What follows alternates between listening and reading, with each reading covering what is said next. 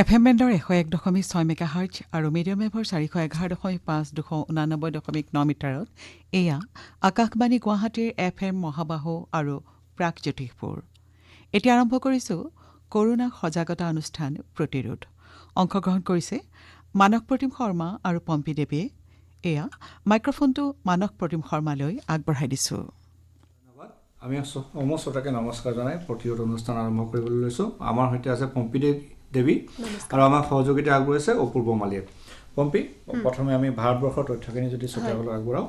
ভাৰতবৰ্ষত যোৱা 24 ঘণ্টাত 4,213 জন লোক কৰোনা ভাইৰাছত সংক্ৰমিত হৈছে। এটা বৰ উদ্বেগজনক তথ্য এইটো।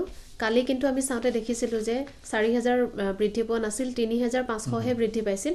আজি কিন্তু 4,213 জন বৃদ্ধি পাইছে যোৱা 24 ঘণ্টাত। আৰু ইয়াকে লৈ এতিয়া ভাৰতত সংক্ৰমিত লোকৰ সংখ্যা হৈছেগৈ 67,152 জন আৰু ইয়াৰে 44,029 জন চিকিৎসাধীন হৈ আছে। আৰু এতিয়ালৈকে 2,206 জন লোকৰ মৃত্যু হৈছে আৰু সুস্থ হৈ উঠিছে 20,917 জন লোক। আৰু এইখিনিতে ক'ব লাগিব মহাৰাষ্ট্ৰত সঁচাই এটা বৰ ভয়াৱহ পৰিস্থিতি বুলি ক'ব লাগিব, কাৰণ মহাৰাষ্ট্ৰত সংক্ৰমিত লোকৰ সংখ্যাই 22,000 অতিক্ৰম কৰিছে। আৰু দ্বিতীয় স্থানতে ক'ব লাগিব গুজৰাটৰ কথা। গুজৰাটত ইতিমধ্যে 8,000 লোক সংক্ৰমিত হৈছে, তামিলনাডুতো 7,000 আৰু দিল্লীতো প্ৰায় 7,000 লোক কৰোনা ভাইৰাছৰ দ্বাৰা সংক্ৰমিত হৈছে। এইখিনি সঁচাই বৰ উদ্বেগজনক তথ্য। কিন্তু তাৰ মাজতো এটা ভাল খবৰ আহিছে যে সুস্থ হৈ উঠা লোকৰ সংখ্যা 31% বৃদ্ধি পাইছে। স্বাস্থ্য মন্ত্ৰালয়ে প্ৰকাশ কৰা এইখিনি তথ্য। আৰু ত্ৰিপুৰাৰ কথাটো এইখিনিতে ক'ব খুজিছোঁ। ত্ৰিপুৰাৰ যোনটো BSF কেম্পত 86th বেটেলিয়ন আম্বাছাত থকা BSF শিবিৰটোত এতিয়ালৈকে 146 জন লোক কৰোনা ভাইৰাছৰ দ্বাৰা সংক্ৰমিত হৈছে। ৰাজ্যখনত এয়া বৃদ্ধি পাইছে 148 জনলৈ। এইখিনি তথ্য হয়।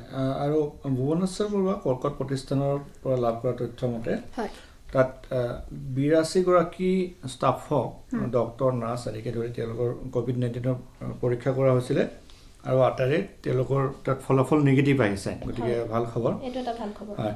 কিন্তু তাত তেওঁলোকে আজিৰে পৰা তাত মানে নিয়মীয়াকৈ কাম কাজ চলোৱাৰ কথা আছিলে।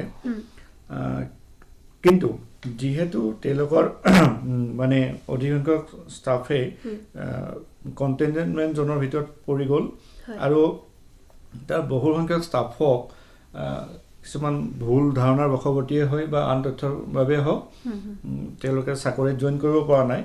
গতিকে তেখেতসকলৰ এতিয়া নিয়মীয়াকৈ কাম কাজ মানে নতুনকৈ কোনো ৰোগী পঞ্জীয়ন কৰাৰ প্ৰক্ৰিয়া এতিয়াও আৰম্ভ হোৱা নাই।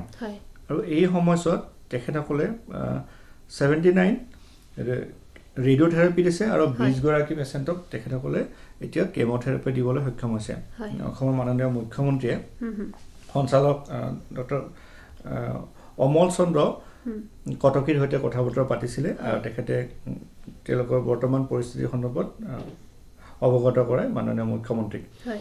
এতিয়া চিকিৎসালয় কৰ্তৃপক্ষৰ তৰফৰ পৰা আহ্বান জনোৱা হৈছে ৰাজ্যবাসীলৈ। তেখেতসকলে কৈছে যে COVID-19 আক্ৰান্ত ব্যক্তিৰ মৃত্যু নহয়, তেওঁলোকক চিকিৎসা কৰা যায়। কিন্তু যদিহে কৰ্কট ৰোগত আক্ৰান্ত ৰোগীসকলে সময়মতে চিকিৎসা নাপায়, গতিকেলে তেওঁলোকৰ পৰিস্থিতি ভয়াৱহ হ'ব পাৰে। হয়। গতিকে তেখেতসকলক যাতে নিয়মীয়াকৈ চিকিৎসা প্ৰদান কৰিব পাৰে তাৰ বাবে সকলো ষ্টাফ, নাৰ্ছক অহাৰ প্ৰয়োজন। এই ক্ষেত্ৰত যাতে সমস্যাৰ সৃষ্টি নহয়, এই ক্ষেত্ৰত তেখেতসকলে আহ্বান জনাইছে। আৰু তাত যিসমূহ নমুনা পৰীক্ষা কৰা হৈছিল তাৰ ফলাফল আহিছে নেকি? তাত সম্ভৱতঃ 81টা নমুনা ফলাফল কৰা হৈছিল, 82টা নমুনাৰ ফলাফল আহিছে নেকি? হয় হয়, আমি ক'লোঁ যে এইখিনি নিগেটিভ হৈছে। গতিকে এয়া ভাল খবৰ। হয়, এইখিনি ভাল খবৰ। হয়। আমি লগতে আৰু জনাব বিচাৰিছোঁ অসমৰ মুখ্যমন্ত্ৰী আৰু লগতে উদ্যোগ আৰু বাণিজ্য মন্ত্ৰী আজি ৰাজ্যৰ বিভিন্ন ঔদ্যোগিক প্ৰতিষ্ঠানৰ প্ৰতিনিধিৰ সৈতে গুৱাহাটীত আলোচনাত মিলিত হৈছে আৰু বিশেষকৈ এই সময়ছোৱাত উদ্যোগ জগতত কি প্ৰভাৱ পৰিলে তাৰ পৰা আমি কেনেকৈ ওলাব পাৰোঁ এই সন্দৰ্ভত মত বিনিময় অব্যাহত ৰাখিছে। আৰু স্বাস্থ্যমন্ত্ৰী ডক্টৰ হিমন্ত বিশ্ব শৰ্মা ডাঙৰীয়া আজি যোৰহাট চিকিৎসা হস্পিটেললৈ গৈছে আৰু তাত 50খন বিচনাযুক্ত এটা ICU মুকলি কৰিছে। এই খবৰটো আমি টুইটাৰ যোগে লাভ কৰিছোঁ। আৰু তেওঁ যোৰহাটৰে কাজিৰঙা বিশ্ববিদ্যালয়ত যিটো কোৱাৰেণ্টাইন শিবিৰ স্থাপন কৰা হৈছে সেই শিবিৰটোলৈও গৈছে।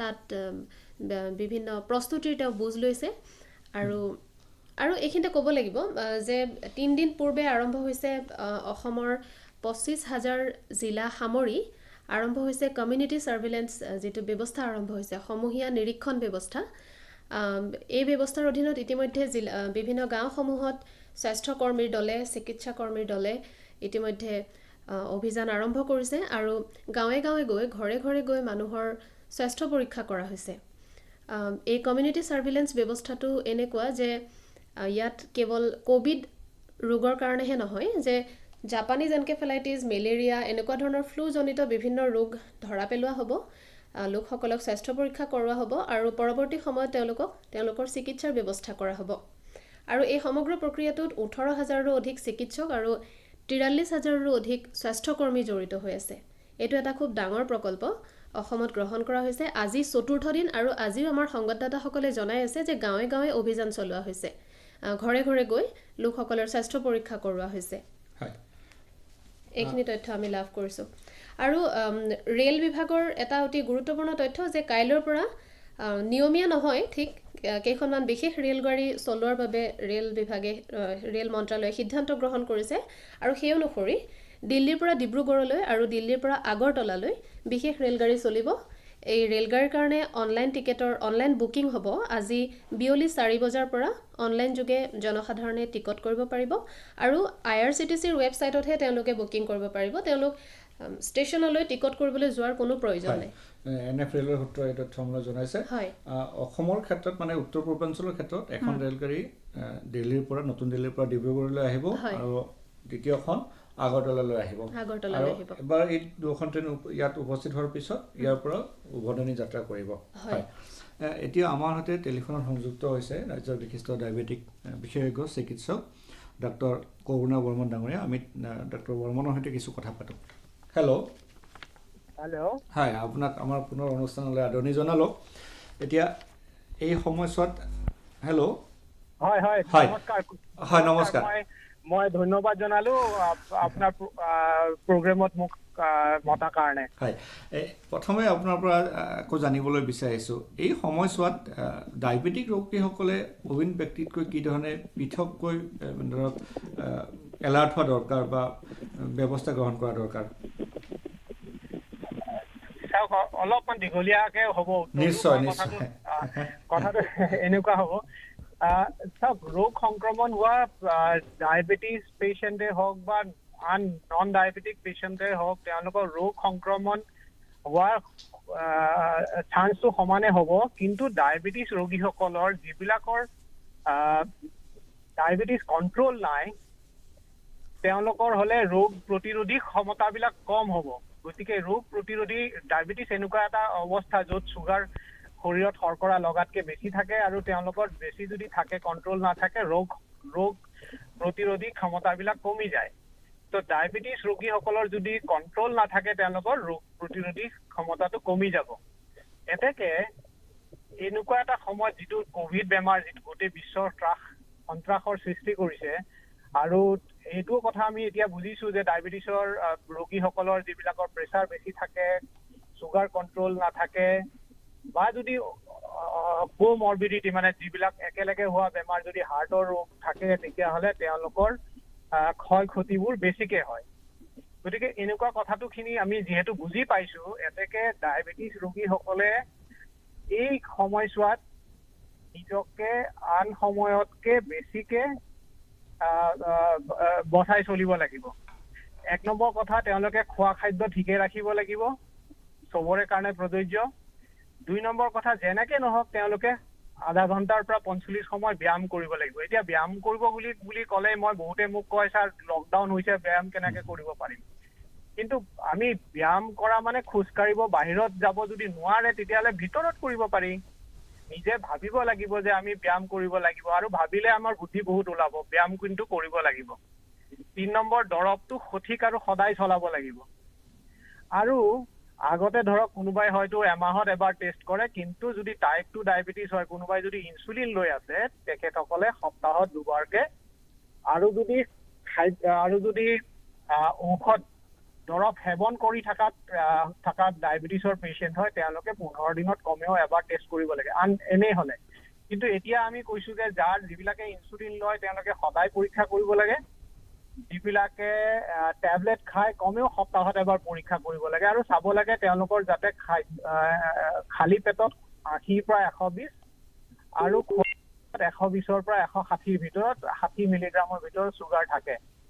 যদিহে নাথাকে তেতিয়াহ'লে যাতে ডক্টৰক ইমিডিয়েটলি কণ্টেক্ট কৰে আৰু পানী বেছিকে খাব লাগে, ডিহাইড্ৰেশ্যন যাতে কোনো পধ্যে হ'ব নোৱাৰে। এইখিনি মূলত থুলমূলকে কৈছো মই, ক'বলগীয়া আৰু থাকিব কিন্তু এইটো থুলমূলকে কৈছো। আৰু ধৰক আপোনাৰ বিষয়খিনি সোমালে, কিন্তু দ্বিতীয়তে ধৰক এতিয়া আপুনি লাইফষ্টাইলটো ধৰক কিদৰে সলনি কৰা উচিত এই সময়ছোৱাত, মানে লকডাউন নথকাৰ সময়তকৈ এই সময়ত কি পৃথক হোৱা উচিত? সেইটো এটা কথা মই দেখিছো। লাইফষ্টাইলটো আচলতে কি জানে, আমাৰ মানসিকভাৱে আমি প্ৰস্তুত হ'ব লাগিব। আগতে যেতিয়া লকডাউন নাছিলে তেতিয়া গোটেই মানুহকে যেতিয়া আমি কওঁ লাইফষ্টাইল সলনি কৰিব লাগে, জীৱনশৈলী পৰিৱৰ্তন কৰিব লাগে, তেখেতসকলে কয় যে আমাৰ সময় নাই। আচ্ছা, এতিয়া লকডাউনৰ পিছত সময় হৈছে, কিন্তু এতিয়া মানুহে কৈছে যে এতিয়া আমাৰ ব্যায়ামৰ সুবিধা নোহোৱা হৈছে। কিন্তু মই এনেকে ভাবো, সেইকাৰণে মই অলপ আগতে কওঁতে কৈছিলো, যিহেতু ডায়েবেটিছ এনেকুৱা ডায়েবেটিছো এটা মহামাৰী আৰু এই মহামাৰীৰ কোনো থিয়ৰ নাই, তাৰ নিৰ্মূল নাই।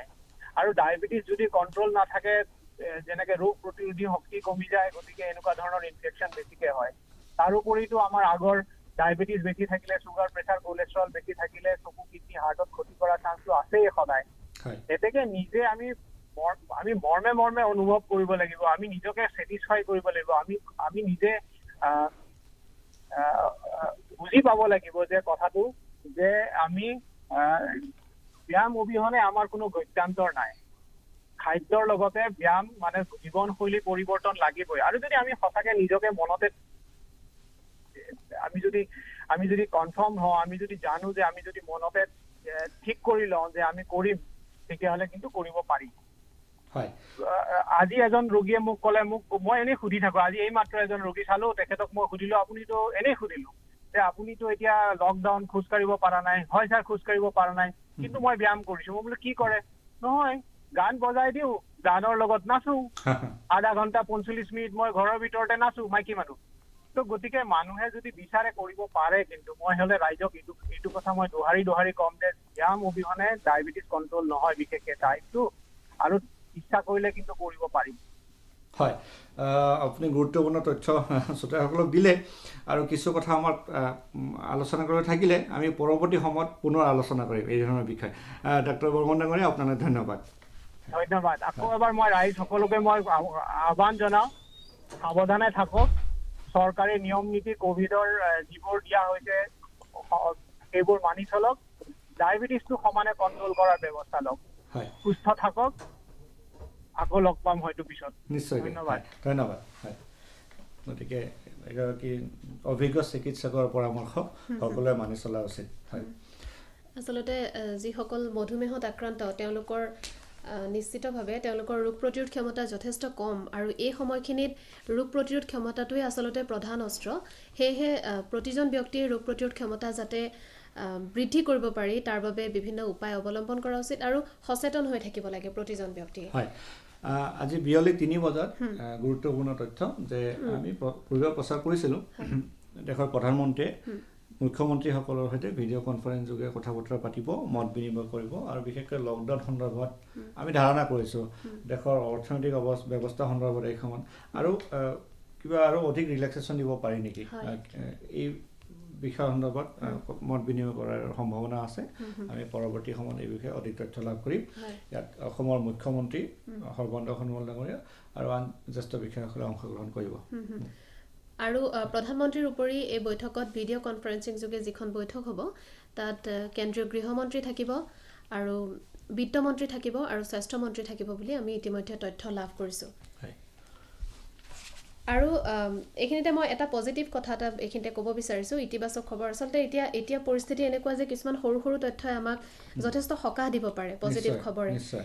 সেইটো হ'ল যে যোৱা 24 ঘণ্টাত ভাৰতৰ 10খন ৰাজ্য আৰু কেন্দ্ৰীয় শাসিত অঞ্চলত এজনো লোক কৰোণা ভাইৰাছৰ দ্বাৰা সংক্ৰমিত হোৱা নাই।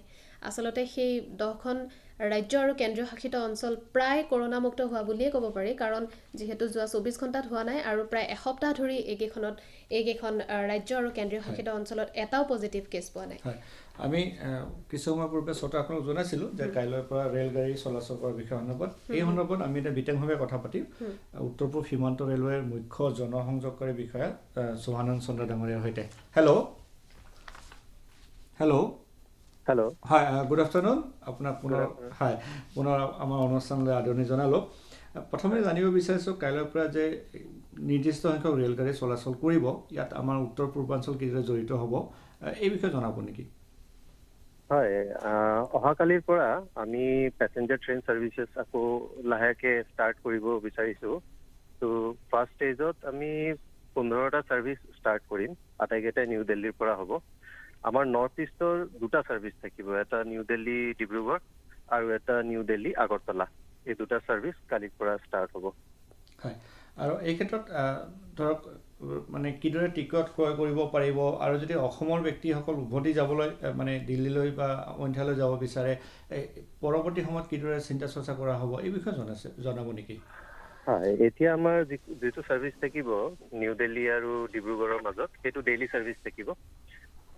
যিটো নিউ দিল্লী আৰু ডিব্ৰুগড়ৰ মাজত ৰাজধানী ছাৰ্ভিচ চলিছিলে মোটামুটি সেইটো সময়তে থাকিব আৰু তাৰ ভাড়াটো ৰাজধানীৰ সমানে হ'ব। তাত কোনো কনচেশ্যন নাথাকে।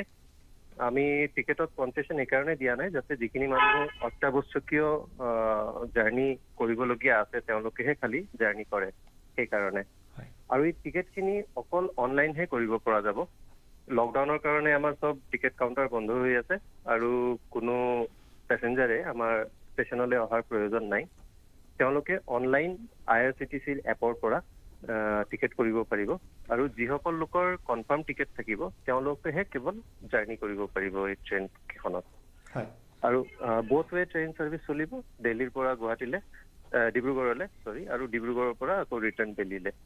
হয়, আৰু উত্তৰ পূৰ্বাঞ্চলত মানে NF ৰেলৰ অধীনত শ্ৰমিক এক্সপ্ৰেছৰ যাতায়াতৰ সন্দৰ্ভত আমাক জনাব নেকি?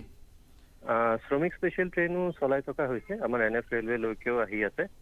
বেছিভাগ ট্ৰেইনে আমাৰ আহিছে কাটিহাৰ ডিভিজনত, বিহাৰ ষ্টেটলৈ, কাৰণ এই শ্ৰমিক স্পেচিয়েল ট্ৰেইনবোৰ ষ্টেট গভৰ্ণমেণ্টৰ ৰিকুৱেষ্ট হিচাপেহে চলোৱা হয়।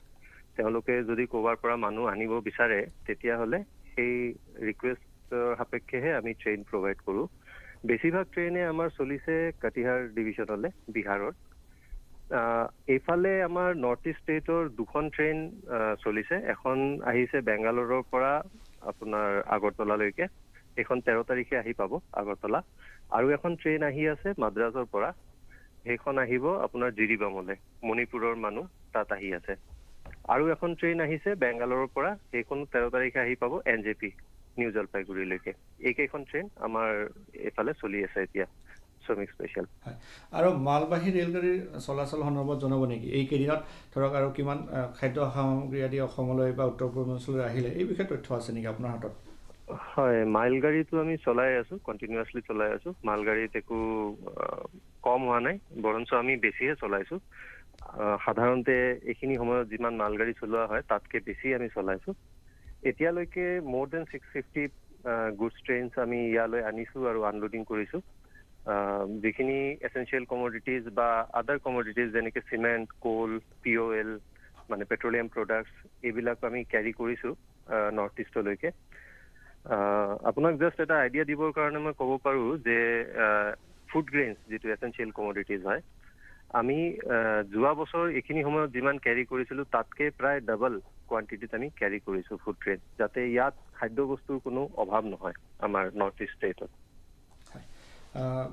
শ্ৰীযুত সঞ্জয় ডাঙৰীয়া, আপুনি গুৰুত্বপূৰ্ণ তথ্য আমালৈ আগবঢ়ালে। এবাৰ যেতিয়া দিল্লীৰ পৰা ৰেলগাড়ী আৰম্ভ হ'ব তাৰপিছত আমি পুনৰ আপোনাৰ সৈতে কথা পাতিম, যাতে অসমত থকা ব্যক্তিসকলে যোৱাৰ সুবিধা লাভ কৰে। এই বিষয়ে আপোনাৰ পৰা নিশ্চয় জানিব পাৰিলে শ্ৰোতাসকল উপকৃত হ'ব। পুনৰ আপোনালৈ অশেষ ধন্যবাদ। গতিকে যথেষ্ট তথ্য দিলে আৰু নিশ্চয়কৈ ভাল খবৰ। উত্তৰ পূৰ্বাঞ্চলত মানে আমাৰ উত্তৰ পূৰ্বাঞ্চলত 3খন ৰেলগাড়ী যাত্ৰী কঢ়িয়াই আহি এতিয়া যাত্ৰা পথতে আছে আৰু 13 তাৰিখে এইবিলাক উপস্থিত হ'ব মানে পৰহিলৈ আহি ইয়াত উপস্থিত হ'ব হয় আমাৰ হাতলৈ এটা অডিঅ' বাৰ্তা আহিছে অডিঅ' মেছেজ অপূৰ্ব মালিক মই এই দুটা বজাবলৈ অনুৰোধ জনাইছোঁ নমস্কাৰ মোৰ নাম নীৰজ কাকতি মোৰ ঘৰ গুৱাহাটীত মই বন জাৰ্মানীত থাকোঁ ইয়াতে মই ইউনিভাৰ্চিটি অফ বনত ফিজিক্সৰ ওপৰত মাষ্টাৰ্ছ কৰি আছোঁ জাৰ্মানীৰ প্ৰথম কেছ ওলাওঁতে আমাৰ ষ্টেটত ওলাইছিল আৰু বনত প্ৰথম কেছ ওলাওঁতে বহুত ভয় লগা পৰিৱেশ হৈ গৈছিলে তেতিয়াৰ পৰা 700মান কেছ ধৰা পৰিলে আৰু তাৰ ভিতৰত এতিয়া খালি 15টা কেছ এক্টিভ হৈ আছে ইয়াতে গভৰ্ণমেণ্টে প্ৰথম দিনাখনৰ পৰাই ভালকৈ লকডাউনটো কৰি দিলে সেইকাৰণে চাগে ইমান ভালকৈ কণ্ট্ৰল কৰিব পাৰিলে তাৰ পিছতো মই একো অসুবিধা পোৱা নাই আৰু যদিও এতিয়া ফুল লকডাউন নাই কিন্তু পাব্লিক প্লেচবোৰত যেনে মাৰ্কেটত গ'লে মাস্ক নিপিন্ধাকৈ যাব মনা আৰু তাৰ বাহিৰে ইউনিভাৰ্চিটিয়ে এইটো ছেমিষ্টাৰ অনলাইনে কৰা কথা সেইকাৰণে আমি ঘৰতে বহি ক্লাছ কৰি আছোঁ আৰু বাহিৰত ওলাই যাব লগা হোৱা নাই মই অৰূপ ভট্টাচাৰ্য ৰাছিয়া মস্কোত থাকোঁ ইণ্ডিয়াত ঘৰ গুৱাহাটীত ৰাছিয়াত আজি মানে 10th মেলৈকে COVID-19 ইনফেক্টেড কেছ 2,10,000 মান আৰু টোটেল মৃত্যুৰ সংখ্যা 1,900 মান অকল মস্কোত 1,10,000 মান ইনফেক্টেড আৰু মৃত্যুৰ সংখ্যা 1,000 মান ৰাছিয়াত এতিয়ালৈকে 54 লাখতকৈ বেছি টেষ্ট হৈছে টোটেল টেষ্টৰ ৰাফলি 3.8% পজিটিভ কেছেছ আৰু পজিটিভ কেছৰ 0.9% মৃত্যুৰ সংখ্যা আগতে অকল গভৰ্ণমেণ্ট হস্পিটেলত COVID-19ৰ টেষ্ট হৈছিল এতিয়া কিছুমান প্ৰাইভেট ক্লিনিকতো টেষ্ট ফেচিলিটি আছে টেষ্ট ৰেণ্ডমলি হোৱা নাই ছিনিয়ৰ চিটিজেন 65তকৈ বেছি বয়সৰ মানুহৰ কাৰণে টোটেল কাৰেণ্টিন মস্কোত পাব্লিক ট্ৰান্সপৰ্ট আৰু প্ৰয়োজনীয় বস্তু যেনেকৈ ফাৰ্মেচি খোৱা বস্তুৰ দোকান ছুপাৰ মাৰ্কেট খোলা আছে বাকী মল ৰেষ্টুৰেণ্ট চিনেমা থিয়েটাৰ জিম এইবিলাক বন্ধ আছে ইয়াত বাহিৰত যোৱাৰ কাৰণে আগৰ পৰা ডিজিটেল পাছৰ এপ্লাই কৰিব লাগে আৰু পাছ পালে সেইটো লৈ বাহিৰত ওলাব পাৰি মোৰ ব্যক্তিগত এডভাইচ হ'ল ছ'চিয়েল ডিষ্টেন্সিং মানি চলিব লাগে আৰু ব্যক্তিগত হাইজিন খুব ষ্ট্ৰিক্টলি ফ'ল' কৰি চলিব লাগিব ভাল থাকক সুস্থ থাকক এইটোৱে কামনা কৰিছোঁ জাৰ্মানীৰ পৰা নীৰজে আৰু মস্কো ৰাছিয়াৰ পৰা অৰূপ চক্ৰৱৰ্তী আমালৈ অডিঅ' বাৰ্তা প্ৰেৰণ কৰিছিলে দুয়োগৰাকীলৈ আমি ধন্যবাদ আমি আশা কৰোঁ তেখেতসকলে সুস্থ হৈ আছে ৰাছিয়া আৰু জাৰ্মানীত বৰ্তমান কেনেকুৱা পৰিস্থিতি সেই বিষয়ে এটা আভাস পালে আমাৰ শ্ৰোতাসকলে হয় আৰু আমাৰ কেন্দ্ৰীয় চৰকাৰৰ তৰফৰ পৰা কি তথ্য আমাৰ হাতলৈ আহিছে কেন্দ্ৰীয় গৃহ সচিব অজয় ভাল্লাই ৰাজ্যৰ মুখ্য সচিবসকললৈ বিভিন্ন ৰাজ্যৰ মুখ্য সচিবসকললৈ পত্ৰ প্ৰেৰণ কৰিছে যাতে বিভিন্ন ৰাজ্যত যিসকল প্ৰব্ৰজিত শ্ৰমিক আছে এই শ্ৰমিকসকলক বাছ বা শ্ৰমিক স্পেচিয়েল ট্ৰেইন ইতিমধ্যে আমাক কিছু সময়ৰ আগতে NF ৰেলৱে তৰফৰ পৰা কোৱা হৈছে যে এই শ্ৰমিক স্পেচিয়েল ট্ৰেইনসমূহ যাতে কোনো বাধাবিহীনভাৱে চলিব পাৰে তাৰ বাবে অনুমতি দিবলৈ বিভিন্ন ৰাজ্য আৰু কেন্দ্ৰীয় শাসিত অঞ্চলসমূহৰ চৰকাৰৰ প্ৰতি তেওঁ আহ্বান জনাইছে আচলতে পত্ৰ প্ৰেৰণ কৰিছে মুখ্য সচিবসকললৈ অসমৰ মুখ্য সচিবলৈ পত্ৰ প্ৰেৰণ কৰিছে অজয় ভাল্লাই আৰু তেওঁ কৈছে যে প্ৰাইভেট ক্লিনিক আৰু নাৰ্ছিং হোমসমূহ যাতে সুচাৰুৰূপে চলি থাকিব পাৰে এই ক্ষেত্ৰতো ব্যৱস্থা গ্ৰহণ কৰিবলৈ কৈছে আচলতে কালি ৰাজীৱ গৌবাৰ অধ্যক্ষতাত এখন মিটিং হৈছিল আৰু কেবিনেট সচিব তেখেত আৰু এই মিটিংখনতে বিভিন্ন দিশ আলোচনা কৰা হৈছিল বৰ্তমানৰ পৰিস্থিতি সন্দৰ্ভত আলোচনা কৰা হৈছিল বিশেষকৈ এই যিসকল শ্ৰমিক বিভিন্ন ৰাজ্যত আবদ্ধ হৈ আছে এই শ্ৰমিকসকল আমি ইতিমধ্যে সংবাদ মাধ্যমত দেখিছোঁ যে কেতবোৰ ঠাইত শ্ৰমিকসকল যথেষ্ট সমস্যাৰ সন্মুখীন হ'বলগীয়া হৈছে আৰু এই শ্ৰমিকসকলক কিদৰে নিজৰ নিজৰ ৰাজ্যলৈ উভতাই আনিব পাৰি তাৰ কাৰণে ব্যৱস্থা গ্ৰহণ সন্দৰ্ভত কালি বিতংভাৱে আলোচনা কৰা হৈছে আৰু এই শ্ৰমিক স্পেচিয়েল ট্ৰেইনসমূহৰ দ্বাৰা যাতে এই লোকসকলক আনিব পাৰি তাৰ বাবে ব্যৱস্থা গ্ৰহণ কৰিবলৈ কালি কেবিনেট সচিব ৰাজীৱ গৌবাই আহ্বান জনাইছে সকলো ৰাজ্যৰ প্ৰতি আহ্বান জনাইছে এই সময়ছোৱাতে মই আন এক তথ্য দিবলৈ বিচাৰিছোঁ কালি বাতৰি বিভাগৰ উদ্যোগত আৰু মাইগভ অসমৰ সহযোগিতাত যি কুইজৰ অনুষ্ঠান আয়োজন কৰা হৈছিলে তাত যথেষ্ট উৎসাহজনক সঁহাৰি লাভ কৰিছোঁ আমি 600ৰ পৰা 700ৰ ভিতৰত উত্তৰ লাভ কৰিছোঁ আৰু দুটা ফোন নম্বৰ দিয়া হৈছিলে আমি এই উত্তৰসমূহ শুদ্ধ উত্তৰসমূহ বাছনি কৰি আছোঁ আৰু মানে পৰৱৰ্তী সময়ছোৱাত আমি এই তথ্য বিজয় প্ৰতিযোগীৰ নাম ঠিকনা আমি প্ৰচাৰ কৰিম গতিকে কেইবাগৰাকীও প্ৰতিযোগীয়ে আমাৰ পৰা জানিব বিচাৰিছে কেতিয়া ঘোষণা কৰা হ'ব আৰু প্ৰয়োজনীয় সময়ত আমি ঘোষণা কৰিম আমাৰ ইয়াতে হাইলাকান্দিত নীলোৎপল সংযুক্ত হৈছে টেলিফোনত আমি কিছু সময় তেওঁৰ সৈতে কথা পাতোঁ হেল্ল'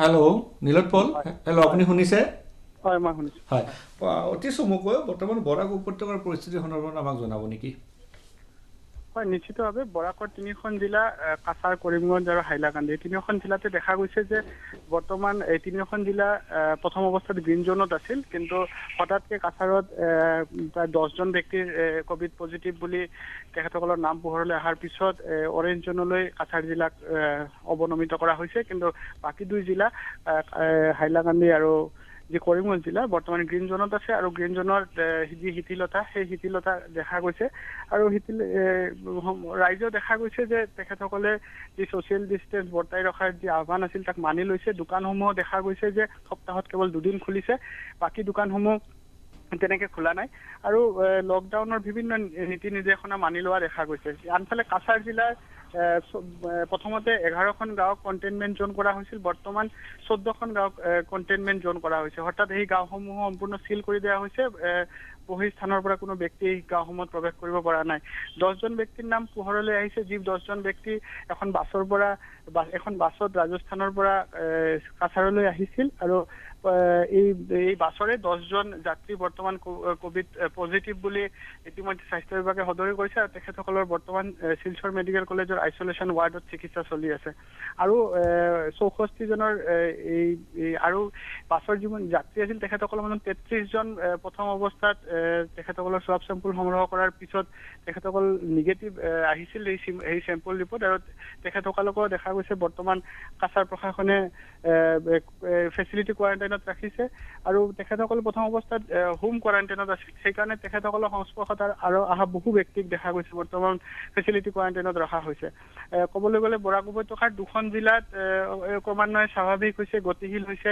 2খন জিলা কিন্তু কাছাৰ জিলাত যিহেতু 10জন ৰোগী বৰ্তমান কোভিড-19ত আক্ৰান্ত সেয়ে কাছাৰ জিলাত তেনে শিথিলতা নাই লকডাউনৰ আৰু লোকৰ মাজতো এটা সাধাৰণ ৰাইজৰ মাজতো দেখা গৈছে এই ঘটনাক লৈ ক্ষোভ আছে সেই ঘটনাক লৈ অসন্তুষ্টি আছে উদ্বেগ আছে যে আৰু সংখ্যা বাঢ়িব নেকি সেই প্ৰশ্ন সকলোৱে কৰা দেখা গৈছে হয় নীলোৎপল আপুনি আপডেটৰ বাবে আমাৰ শ্ৰোতাসকলক জনালে তাৰ বাবে আপোনালৈ ধন্যবাদ বৰাক উপত্যকাৰ পৰা তথ্যখিনি আমাক জনালে আমাৰ সংবাদদাতা নীলোৎপল দেৱে হয় আমাৰ সময় শেষ হ'ল আমি এই অনুষ্ঠানৰ জৰিয়তে উৰা বাতৰিও দূৰ কৰাৰ চেষ্টা অব্যাহত ৰাখিছোঁ আজি কি ভুৱা বাতৰি আমি দূৰ কৰিম হয় আজি এটা ভুৱা বাতৰি এনেকুৱা যে আয়ুষ্মান ভাৰত যোজনাৰ যোনটো কেন্দ্ৰীয় চৰকাৰৰ যিখন আঁচনি এই আঁচনিৰ এটা ভুৱা ৱেবছাইট হোৱাটছএপত প্ৰচাৰ হৈছে এটা ভুৱা ৱেবছাইট আৰু চৰকাৰে স্পষ্ট কৰি দিছে যে ইয়াৰ যোনটো অফিচিয়েল ৱেবছাইট চৰকাৰী ৱেবছাইটটো হ'ল www.pmja.gov.in গতিকে অন্য কোনো ৱেবছাইট নাই এইটো ৱেবছাইটত গৈহে বিতং তথ্য লাভ কৰিব পাৰিব আজি আমাৰ সময় শেষ হ'ল পম্পী কাইলৈ আমি এই সময়তে পুনৰ প্ৰতিটো অনুষ্ঠানলৈ উপস্থিত হ'ম গতিকে তেতিয়ালৈকে ঘৰতে থাকক সুৰক্ষিত থাকক শুদ্ধ তথ্যৰ বাবে আকাশবাণী শুনি থাকক নমস্কাৰ প্ৰতিৰোধ অনুষ্ঠানটিৰ আজিলৈ ইমানতে অন্ত পৰিল আঁত ধৰিলে মানস প্ৰতিম শৰ্মা আৰু পম্পী দেৱীয়ে সহযোগ কৰিলে অপূৰ্ব মালিয়ে আকাশবাণী গুৱাহাটীৰ FM মহাবাহু আৰু প্ৰাগজ্যোতিষপুৰ